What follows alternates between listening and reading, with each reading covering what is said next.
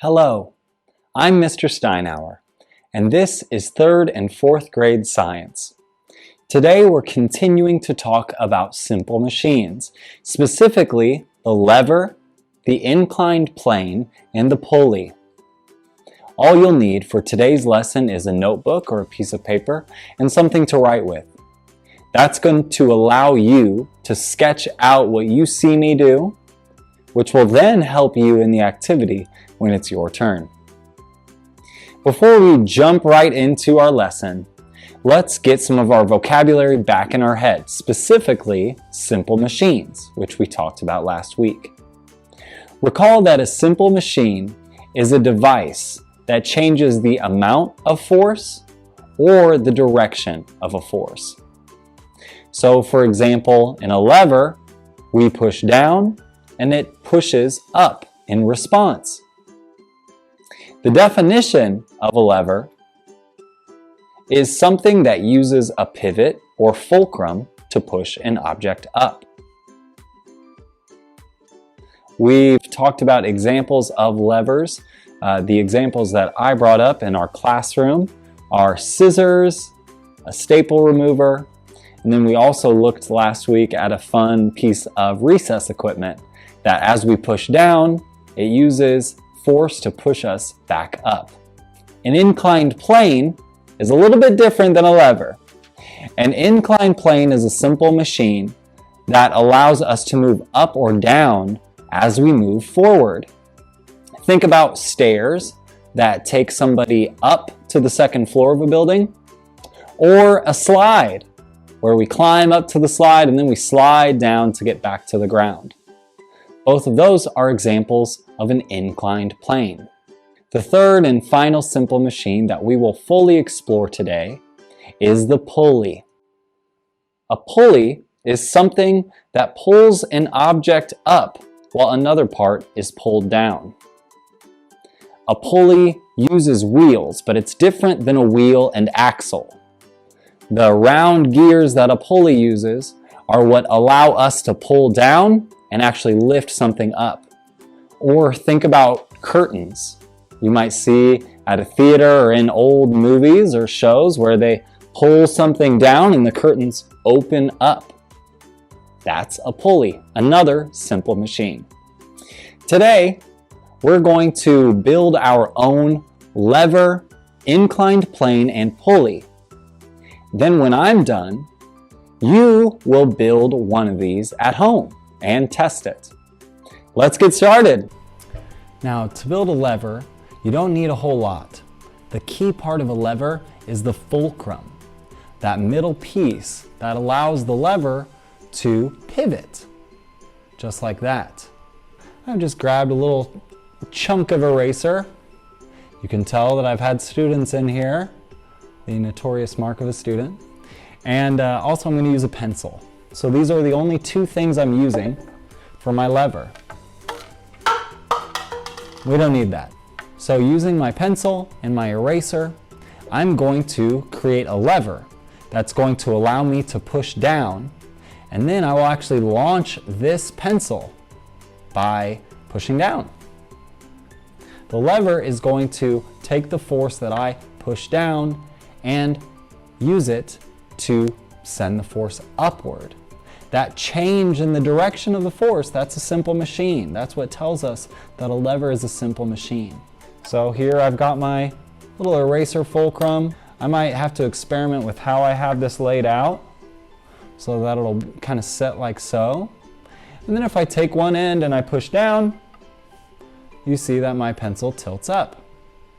But of course, if I use more force, it's going to change the direction of that force and it's going to increase the amount of force.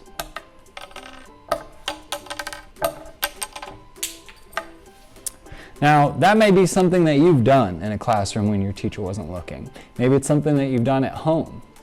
That's something that you can do at home using different objects. You might try a spoon and something else as your fulcrum. You might even try a pencil and an eraser. So quickly jot this down. If I were to sketch this, I might, instead of the trapezoidal shape here, I might just have like a triangle and then have a line across. as the rest of my lever. I might have it tilting toward one end, and then the triangle as the fulcrum there in the middle.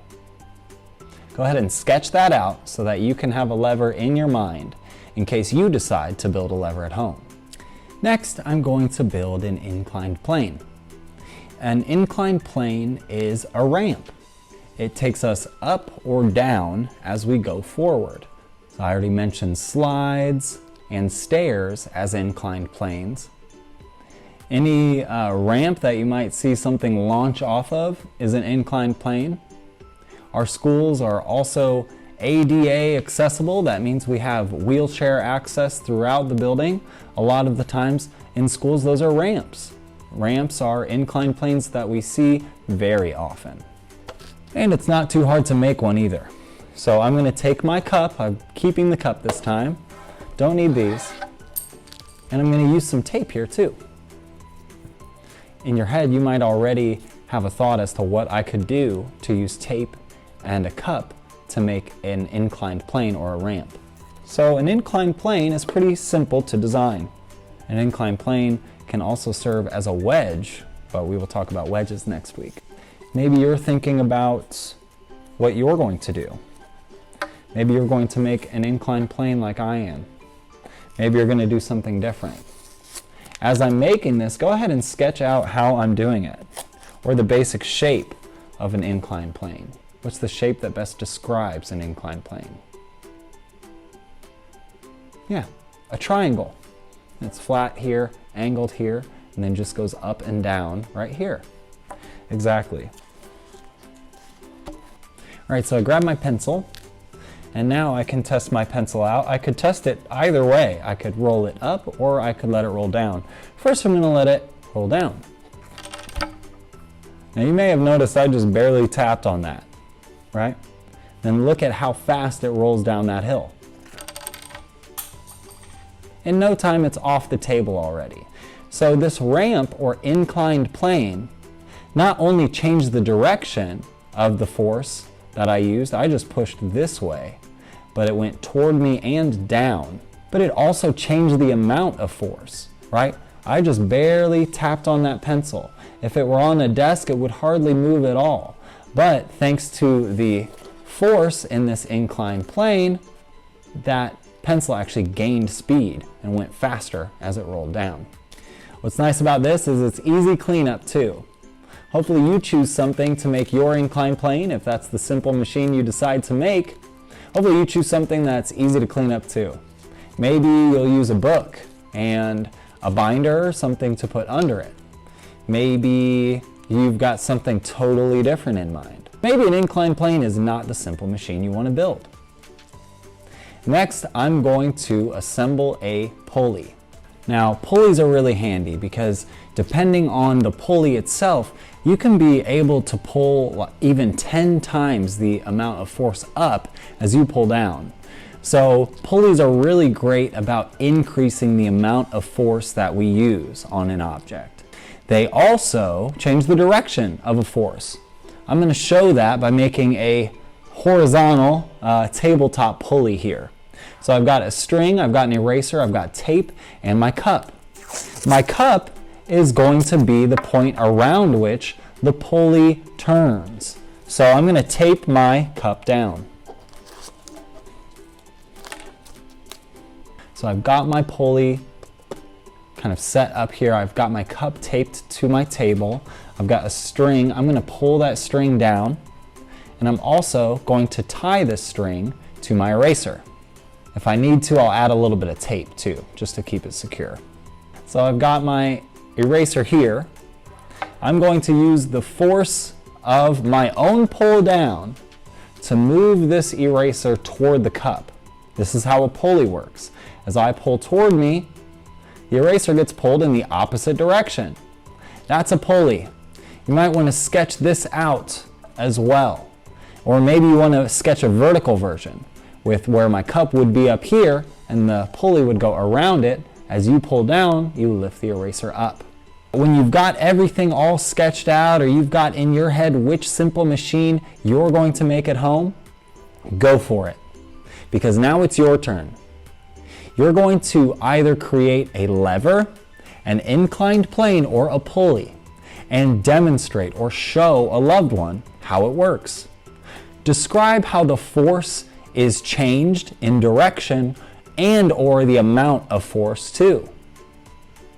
You're becoming better and better at identifying and categorizing simple machines.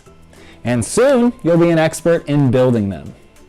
If you want, you can even extend this and you can create all three. You can create a lever, a pulley, and an inclined plane, and explain each one to a loved one. As always, it's been my pleasure having you in class today, friends. My name's Mr. Steinauer, and I'll see you next week.